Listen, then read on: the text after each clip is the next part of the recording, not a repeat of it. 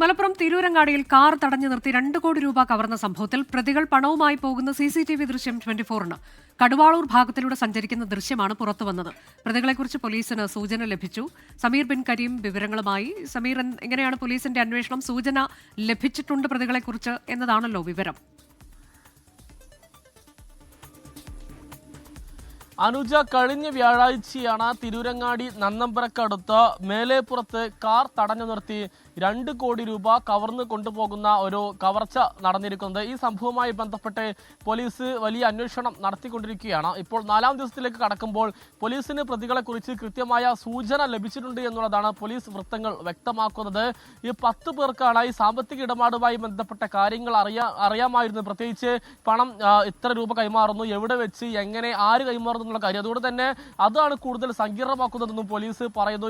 ഈ വിഷയവുമായി ബന്ധപ്പെട്ട് നിരവധിയായിട്ടുള്ള CCTV ദൃശ്യങ്ങളാണ് പോലീസ് ശേഖരിച്ചത്. അതിൽ ഒന്നാണ് ഇപ്പോൾ 24-ന് ലഭിച്ചിരിക്കുന്നത്. ഈ കടുവാളൂർ വഴി താന്നൂർ ഭാഗത്തേക്ക് സഞ്ചരിക്കുന്ന പ്രതികൾ രക്ഷപ്പെട്ട് സഞ്ചരിക്കുന്ന CCTV ദൃശ്യമാണ് 24-ന് ലഭിച്ചിരിക്കുന്നത്. ഒരു നീല ഓൾട്ടോ കാറിലാണ് പ്രതികൾ പണം കവർച്ച നടത്തി മടങ്ങിപ്പോകുന്നത് എന്നുള്ളതാണ് ഈ CCTV ദൃശ്യം വ്യക്തമാക്കുന്നത്. ഈ മലപ്പുറത്തു നിന്നും കൊടിഞ്ഞി ചമ്മാട് വഴി ഈ ചെറുപാറയിലെത്തി ചെറുപാറയിൽ നിന്നും ചെറുമുക്ക് റോഡിലേക്ക് തിരിഞ്ഞ് കടുവാളൂർ വഴി താന്നൂർ ഭാഗത്തേക്ക് സഞ്ചരിക്കുന്ന ദൃശ്യമാണ് പുറത്തുന്നത്. കടുവാളൂരിൽ നിന്നുള്ള ദൃശ്യമാണ് ഇപ്പോൾ നമുക്ക് ലഭ്യമായിരിക്കുന്നത്. ഇതുമായി ബന്ധപ്പെട്ട പോലീസ് നിരവധിയായിട്ടുള്ള ആളുകളെയാണ് ചോദ്യം ചെയ്തു വരുന്നത്.